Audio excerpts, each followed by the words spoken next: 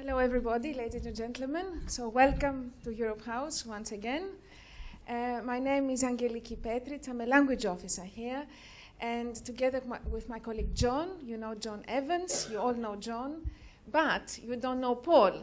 And Paul Kay is fresh blood from Brussels who just arrived yesterday. So we're three now at Europe House, three language officers, to promote language learning in the UK, organize events here in order to promote translation, promote languages, cultures, also European cultures. When we have, we organize events focusing on the country of the presidents of the Council of the European Union. For instance, now is Greece, so we had lots of events about Greek language and culture. Italy is coming in July, so watch this space if you're interested in Italian and Italy. The event today is the third in the series, if I remember correctly. We organized with Imperial, and now it's UCL. So we're very lucky to be able to count on Jorge, our long-lasting partner. And the two previous events we did on the audiovisual, I should call them audiovisual translation series, were very, very successful. I'm sure the one of today will be very successful too. And I think one of the reasons is that we live in an era with a revolution, a digital revolution. And this digital revolution has influenced so much our work as translators. I mean, when I studied translation, it was, you know, a paper, not even a screen, and dictionaries. And now we don't know what translation is, what interpreting is, what transcreation is, what dubbing and surtitles and subtitles and whatever. So all the borders were never, you know, fuzzier as now.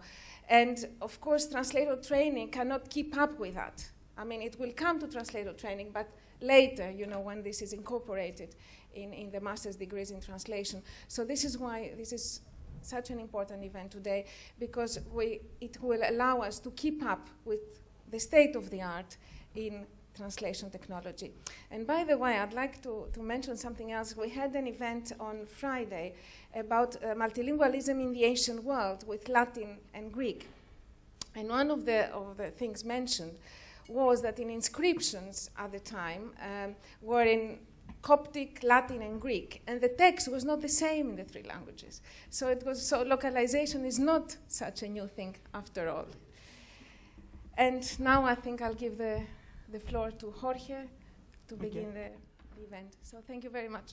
Well, thank you very much, Angeliki, for the invitation to organize this event that we have called Multimedia Translation in the Digital Age. I'd like to thank Europe House very much for having banked on us on several occasions to organize events on translation. As you mentioned earlier on, we did one about less than a year ago. I think it was on dubbing and subtitling, and it was very well received. And we thought that we could just go the extra mile and look at other options, other activities that are taking place in the field of translation, and that make subtitling and dubbing look a little bit sort of old and classic, even though for many people it's still something new and innovative. I'd like to thank Angeliki for organizing this, but also John Evans, who is always behind all these events, and welcome Paul to London, and I hope we will be able to continue collaborating and doing events in this field. I'd like to say thank you as well to my three colleagues who have come from all parts of the world and are here today to be tomorrow in Reykjavik. Kim Harris, and she's come all the way from Berlin in a very, very tight schedule, but we persuaded her to make the journey here today. And we've also got Minako Hagen all the way from Dublin, and Miguel Bernal all the way from Roehampton and East Putney in London. So we've got from quite a few places. Myself, Jorge Diaz-Cintas, as Angeliki mentioned earlier on, we were part of the translation unit at Imperial College until October last year, and since then we've been part of University College London, UCL, where we have created what we call now the Centre for Translation Studies, or CENTRAS for short. And it's been quite a hectic year in changes and so on, but we've managed to go this far now. We're going to the format for the day. We're going to have speakers speaking for around 20 minutes, each of them. After each of them, because we will have to have a little bit of a chair dancing, moving to get closer to the computer, would allow 1 or 2 questions, just really targeting that speaker.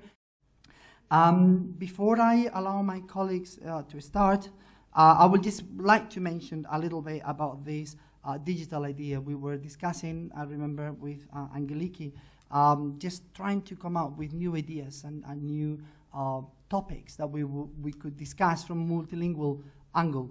And we just decided that the field of digital technology, even though for some of us or some of the younger generations, it seems that there is nothing else that has been there before. You know, it's so pervasive. You know, we're talking about, or the industry talks about the second screen, when in reality we are working with 4 or 5 screens today. We started a bit late, sorry, because we ran into a bit of a prickle with technology, and at one point we had about 4 computers, 1 tablet, and 3 or 4 mobiles. And now it is about 3 of us. So it gives you an idea on how technology is moving along, on how the way we consume audio material is more and more audiovisual, and not just on one screen. Long are the days when we will watch television in the family or in a group at a certain distance from the screen. These days is more like, you know, we have our own screen, we just get it closer or further away from us, we just manipulate it the way we want, we can choose the subtitles, we can choose the dubbing, we can choose anything we want with the text. And that has had enormous impact on us as consumers, but also as producers sometimes of audiovisual material, the newly coined prosumers attitude of just producing and using the material and so on. And virtually everybody wants to have translation or subtitles, or whether it is because we don't understand the language, or whether it is because we are getting older and we need to hear and we cannot hear properly, and we need subtitles for hearing impaired people, or even blind audiences that cannot watch the programs but still want to carry on enjoying the programs or simply being informed.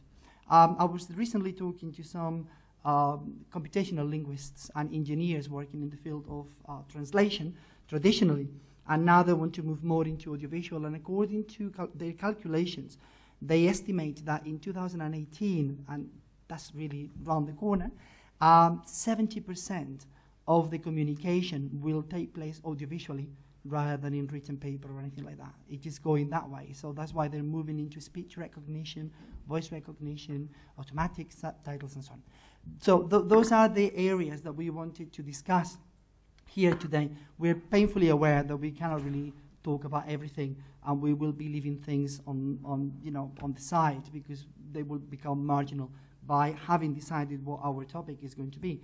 But I hope that, if you want to discuss that, we will have substantial time for a round table so that we can discuss areas that we might not have been able to touch on. Particularly, for instance, accessibility is an area that I'm aware that we are not going to be discussing that, but I didn't want to have a far too long table covering that area, so that I will leave for later. We are going to move now on to my colleagues. We are going to go against a bit of the traditional tradition for redundancy. That ladies first, in this case, is going to be gentlemen first, and Miguel Bernal is going to be talking in the first place. Miguel has been working in video games for many years. He wrote the first ever PhD on video games translation here in this country, for sure, in many other countries, but very little was done before he completed his PhD. He's now working on a book that will be published reasonably soon, again on an area that has been traditionally sidelined and perceived as being a little bit too popular and not really worth it of research. I remember, and I hope he won't mind me remembering this anecdote, where we were at Imperial College it was a no-no doing a PhD on video games, on the translation of video games. It just sounded not right.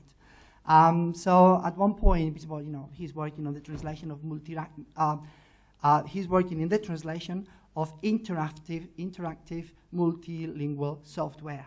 Oh, that will be really worth it. At Imperial, that sounds really techy, and that sounds really good.